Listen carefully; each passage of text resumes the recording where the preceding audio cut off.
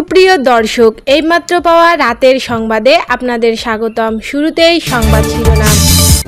আটকের সংবাদে বেদনায় নীল হয়ে যাওয়ার কথা বললেন মির্জা ফখরুল। গণঅভ্যুত্থান না হলে আপনারা নির্বাচনের স্বপ্ন দেখতে পারতেন না, বললেন নাহিদ ইসলাম। জানাবো সাংবিধানিক প্রতিষ্ঠানে নিয়োগ নিয়ে বিএনপিকে একমত হওয়ার আহ্বান এনসিপি নেতার। সর্বশেষ জানিয়ে দিব নির্বাচনে 60,000 সেনা সদস্য কাজ করবে, বললেন প্রেস সচিব। এতক্ষণ শুনছিলেন সংবাদ শিরোনাম, এবারে জানাবো বিস্তারিত প্রতিবেদনে। চাঁদাবাজির দায়ে সমন্বয়ক আটকের সংবাদে বেদনায় নীল হয়ে যাওয়ার কথা বললেন মির্জা ফখরুল। সম্প্রতি চাঁদাবাজির দায়ে রাজধানীতে বৈষম্য বিরোধী ছাত্র আন্দোলনের 5 সমন্বয়ক আটকের সংবাদ পড়ে বেদনায় নীল হয়ে গিয়েছিলেন বিএনপির মহাসচিব মির্জা ফখরুল ইসলাম আলমগীর। তার এ অনুভূতির কথা তিনি বলেছেন আজ সোমবার রাজধানীর এক অনুষ্ঠানে।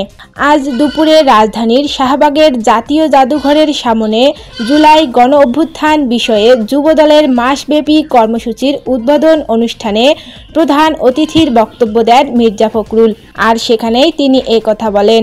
5 সমন্বয়ক আটকের প্রসঙ্গ টেনে মির্জা ফখরুল বলেন, যখন পত্রিকা খুললাম বেদনায় একেবারে নীল হয়ে গেছি। দেখলাম 5 জন সমন্বয়কারীকে গ্রেপ্তার করেছে পুলিশ। তারা জোর করে একটি বাড়ি থেকে একজন সাবেক সংসদ সদস্যের কাছ থেকে 50 লাখ টাকা আদায় করেছে। গণ অভ্যুত্থান না হলে আপনারা নির্বাচনের স্বপ্ন দেখতে পারতেন না, নাহিদ ইসলাম। জাতীয় নাগরিক পার্টির এনসিপি আহ্বায়ক নাহিদ ইসলাম বলেছেন, 5ই আগস্ট ছাত্র জনতার আন্দোলনে গণ অভ্যুত্থান না হলে আপনারা নির্বাচনের স্বপ্ন দেখতে পারতেন না। এনসিপি নির্বাচন পেছানোর চেষ্টা করছে। কয়েকটি রাজনৈতিক দলের এমন অভিযোগের পরিপ্রেক্ষিতে নাহিদ বলেন, ফ্যাসিস্ট হাসিনার অধীনে নির্বাচনের জন্য আরও 4 বছর অপেক্ষা করা লাগত। আমরা গণহত্যা সহ ফ্যাসিস্ট হাসিনার সব অন্যায়ের বিচার চাই। রাষ্ট্রীয় বিভিন্ন কাঠামোর সংস্কার চাই এবং নির্বাচনও চাই।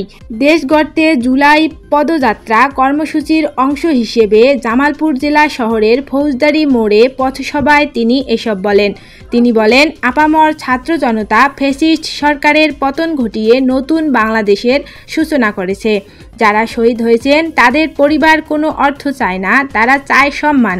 যে আকাঙ্ক্ষায় শহীদ হয়েছেন তা যেন প্রতিষ্ঠিত হয়।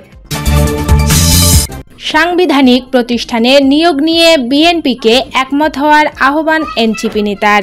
নির্বাচন কমিশনের মতো অন্যান্য সাংবিধানিক প্রতিষ্ঠানেও দল নিরপেক্ষ নিয়োগ কমিটির ব্যাপারে রাজনৈতিক দলগুলোর সঙ্গে বিএনপিকে একমত হওয়ার আহ্বান জানিয়েছেন জাতীয় নাগরিক পার্টির এনসিপি সদস্য সচিব আক্তার হোসেন। রাজধানীর ফরেন সার্ভিস একাডেমিতে জাতীয় ঐকমত্য কমিশনের সঙ্গে রাজনৈতিক দলগুলোর দ্বিতীয় দফার 20তম দিনের বৈঠক শুরুর কিছুক্ষণ পর সাময়িক বিরতিতে তিনি এ আহ্বান জানান। তিনি বলেন, আমরা গত 50 বছর ধরে দেখে এসেছি বাংলাদেশের সাংবিধানিক প্রতিষ্ঠানগুলোতে দলীয় নিয়োগের কারণেই প্রতিষ্ঠানগুলোকে দাঁড় করানো যায়নি। নির্বাচন কমিশনে যদি অতীতে দল নিরপেক্ষভাবে নিয়োগ করা হতো তাহলে বাংলাদেশের 14, 18 এবং 24-এর মতো একতরফা বিনা ভোটের নির্বাচন সম্ভব হতো না। সেই নির্বাচন কমিশনার কিন্তু এক দলের কাছে দায়বদ্ধ না থেকে গোটা জাতির কাছে দায়বদ্ধ থাকতেন। আক্তার বলেন, সেই জায়গাটা যদি বিএনপি বুঝে থাকে, বিএনপিটা অবশ্যই বুঝেছে, কারণ সবচেয়ে বেশি তারাই অত্যাচারের শিকার হয়েছে। ক্ষমতা থেকে তাদের দীর্ঘ সময় বাইরে রাখা হয়েছে। সেটি যদি বিএনপি বুঝতে পারে যে নির্বাচন কমিশন একটি দল নিরপেক্ষ প্রতিষ্ঠান হওয়া উচিত, তাহলে বাকি বিষয়গুলো কেন বিএনপি বুঝতে চাচ্ছে না, এটি আমাদের প্রশ্ন। নির্বাচনে 60,000 সেনা সদস্য কাজ করবে, প্রেস সচিব। আসছে ত্রয়োদশ জাতীয় সংসদ নির্বাচনে 60,000 সেনা সদস্য কাজ করবেন বলে জানিয়েছেন প্রধান উপদেষ্টার প্রেস সচিব শফিকুল আলম। নির্বাচনের প্রস্তুতি নিয়ে প্রধান উপদেষ্টার নেতৃত্বে দ্বিতীয় মিটিং শেষে রাজধানীর ফরেন সার্ভিস একাডেমিতে সাংবাদিকদের সঙ্গে কথা বলেন তিনি। প্রেস সচিব বলেন, সামনে নির্বাচন আসছে। নির্বাচনকে কেন্দ্র করে আইন শৃঙ্খলা পরিস্থিতি রিভিউ করা হয়েছে। কিছুদিন আগেও প্রধান উপদেষ্টা এরকম একটা মিটিং করেছিলেন। তারই ধারাবাহিকতায় আজ দ্বিতীয় মিটিং হলো। এই মিটিংয়ে অনেকগুলো গুরুত্বপূর্ণ বিষয়ে আলোচনা হয়েছে এবং সিদ্ধান্ত এসেছে। তিনি বলেন, নির্বাচন সামনে রেখে এরই মধ্যে অনেক মিস ইনফরমেশন সার্কুলেট হচ্ছে। সামনে এটা আরও ইন্টেন্সিফাই করবে। ন্যাশনাল ইনফরমেশন সেন্টারের মাধ্যমে আমরা খুব দ্রুততার সঙ্গে মিস ইনফরমেশনগুলো ডিবাঙ্গ করতে পারবো। এ বিষয়ে বিশদ আলোচনা হয়েছে। শফিকুল আলম বলেন, বৈঠকে সেনাবাহিনী, পুলিশ ও স্থানীয় প্রশাসনের মধ্যে কোঅর্ডিনেশন বাড়ানোর কথা বলা হয়েছে। সেপ্টেম্বর থেকে 3 মাসে নির্বাচন বিষয়ে 1.5 লাখ পুলিশ সদস্যকে ট্রেনিং দেওয়া হবে। মিটিংয়ে প্রধান উপদেষ্টা বলেছেন, পুলিশের অনেক ভালো কাজ সামনে আসছে না।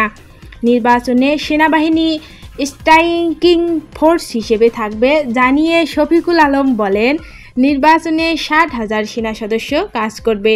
5ই আগস্ট নির্বাচনের তারিখ ঘোষণা আসবে কি না এসব প্রশ্নে তিনি বলেন, এ বিষয়ে এখনও কোনো তথ্য নেই। প্রধান উপদেষ্টার উপপ্রেস সচিব আবুল কালাম আজাদ মজুমদার বলেন, নির্বাচনের হটস্পট চিহ্নিত করতে নির্দেশ দিয়েছেন প্রধান উপদেষ্টা। প্রশাসনের রদবদলের প্রক্রিয়া নিয়েও বৈঠকে আলোচনা করা হয়েছে।